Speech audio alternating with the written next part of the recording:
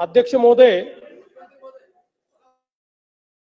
दिनांक 17 मार्च 2025 रोजी नागपूर शहरात घडलेल्या घटनेच्या अनुषंगाने या ठिकाणी मी सभागृहात निवेदन करतोय। काल दिनांक 17 मार्च 2025 रोजी सकाळी 11:30 वाजता नागपुरातील महाल परिसरात विश्व हिंदू परिषद व बजरंग दलाच्या कार्यकर्त्यांनी औरंगजेबाची कबर हटाव असे नारे देत आंदोलन केले। हे आंदोलन करताना त्यांनी गवताच्या पेंड्या असलेली प्रतिकात्मक कबर त्या ठिकाणी जाळली। यानंतर गणेशपेठ पोलिसांनी आंदोलकांवर अपराध क्रमांक 114/2025 नुसार भारतीय न्याय संहिता 299 37(1) व 3 सह 135 महाराष्ट्र पोलीस कायदा अन्वये गुन्हा दाखल केला।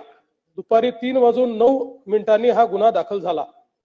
यानंतर सायंकाळी एक अफवा अशी पसरवली गेली की सकाळच्या आंदोलनात जी प्रतिकात्मक कबर झाली त्याच्या कापडावर धार्मिक मजकूर होता।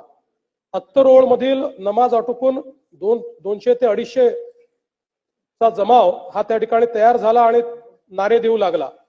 याच लोकांनी आग लावून टाकू असे हिंसक बोलणे प्रारंभ केल्याने पोलिसांनी त्या ठिकाणी बळाचा वापर केला। यापूर्वी बजरंग दलाच्या कार्यकर्त्यांविरुद्ध तक्रार द्यायची आहे अशी मागणी करण्यात आल्याने त्यांना गणेशपेठ पोलीस ठाण्यामध्ये आमंत्रित करण्यात आलं। त्यांची तक्रार ऐकून घेण्यात आली। एकीकडे पोलिसांची कारवाई सुरू असताना दुसरीकडे हंसापुरी भागामध्ये 200 ते 300 लोक हातात काठ्या घेऊन दगडफेक करू लागले। त्यांच्या तोंडावर फडके बांधले होते। या घटनेत 12 दुचाकींचे नुकसान झाले आहे। या घटनेमध्ये काही लोकांवर घातक शस्त्राने हल्ला करण्यात आलेला आहे। तिसरी घटना भालदारपुरा भागात सायंकाळी 7:30 वाजता झाली। 80 ते 100 लोकांचा जमाव तिथे होता।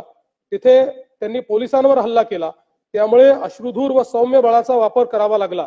या घटनेत एक क्रेन, 2 जेसीबी व काही 4 चाकी वाहने ही जाळण्यात। या संपूर्ण घटनेमध्ये 33 पोलीस जखमी झाले आहेत, ज्यामध्ये 3 उपायुक्त दर्जाचे पोलीस आहेत। त्यातल्या एका पोलीस उपायुक्तावर कुऱ्हाडीने त्या ठिकाणी हल्ला करण्यात आलेला आहे। एकूण 5 नागरिक जखमी झालेले आहेत। 3घांना उपचार करून सोडले आहेत। 2 रुग्णालयात आहेत, यातला एक आयसीयूत आहे। एकूण 3 गुन्हे गणेशपेठ पोलीस ठाण्यात दाखल झाले आहेत। तहसील पोलीस ठाण्यात 2 गुन्हे दाखल करण्याची प्रक्रिया सुरू आहे। असे एकूण 5 गुन्हे आहेत। 11 पोलीस ठाण्याच्या हद्दीत संचारबंदी लागू करण्यात आलेली आहे। एंट्री पॉइंटवर नाकाबंदी या तहसील कोतवाली, गणेशपेठ, पाचपावली, लकडगंज, शांतीनगर, सक्करदरा, नंदनवन, इमामबाड़ा, यशोधरा नगर, कपिल नगर या ठाण्यांचा समावेश आहे। SRPFच्या 5 तुकड्या या ठिकाणी तैनात करण्यात आलेल्या आहेत। राज्याच्या पोलीस महासंचालकांनी सर्व CP/SP यांची VC घेऊन राज्यभर कायदा आणि सुव्यवस्था राखण्याचे निर्देश दिलेले आहेत।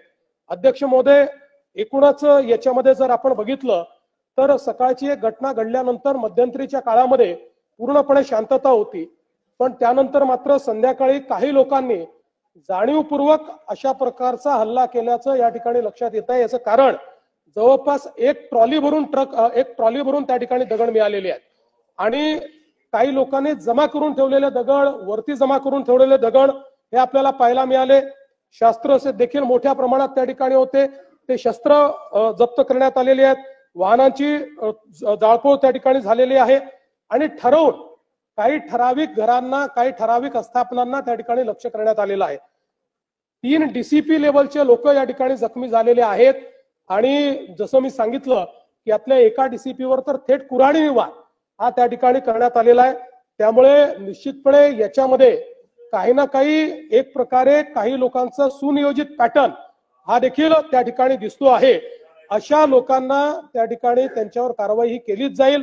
कुठल्याही परिस्थितीमध्ये कायदा आणि सुव्यवस्था हाती घेण्याची कोणालाही परवानगी या ठिकाणी देण्यात येणार नाही। आणि मी एक गोष्ट स्पष्टपणे सांगतो, पोलिसांवर ज्यांनी हल्ला केला असेल त्यांना काय झालं तरी सोडलं जाणार नाही। पोलिसांवरचा हल्ला सहन केला जाणार नाही। पोलीस शांतता प्रस्थापित करत होते, अशा वेळी पोलिसांवर केलेला हल्ला अतिशय चुकीचा आहे। अध्यक्ष महोदय, खरं म्हणजे महाराष्ट्रामध्ये कायदा आणि सुव्यवस्था राखणं, शांतता राखणं आपल्या सगळ्यांची जबाबदारी आहे। मी नागपुरातली जनता असेल, महाराष्ट्रातली जनता असेल, या सर्व जनतेला ही विनंती करू इच्छितो की सर्व समाजांचे धार्मिक सण हे या कालावधीमध्ये चाललेले आहेत. अशा या सगळ्या परिस्थितीमध्ये सगळ्यांनी संयम ठेवला पाहिजे. कोणीही संयम सोडू नये.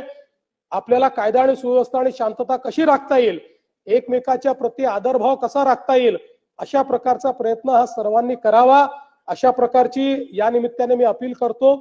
खरं म्हणजे आज महाराष्ट्रामध्ये विशेषतः म्हणजे मी कुठल्या सिनेमाला दोष देत नाहीये, खरं म्हणजे छावा या चित्रपटाने छत्रपती संभाजी महाराजांचा खरा इतिहास आपल्या समोर आणला. पण त्यानंतर राज्यामध्ये लोकांच्या भावना देखील खूप मोठ्या प्रमाणात त्या ठिकाणी एक प्रकारे प्रज्वलित झालेल्या आहेत. औरंगजेबा रागही खूप मोठ्या प्रमाणात त्या ठिकाणी बाहेर येतोय.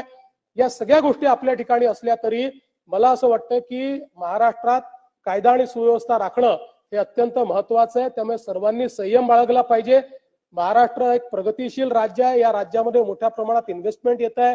या ठिकाणची कायदा सुव्यवस्था, इथली सगळी जी काही सामाजिक घडी आहे ही जर योग्य प्रकारे राहिली तर मला असं वाटतं की आज ज्या प्रगतीकडे आपण चाललोय त्या दिशेने जाण्यास आपल्याला अधिक मदत होईल.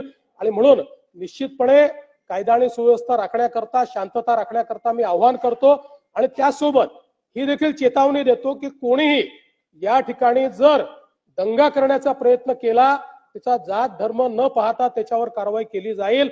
आणि पोलिसांवर जर कोणी हल्ला केला तर त्यांना सोडलं जाणार नाही. त्यांच्यावर कडक कारवाई ही केली जाईल, हे देखील या निमित्ताने मी सांगतो.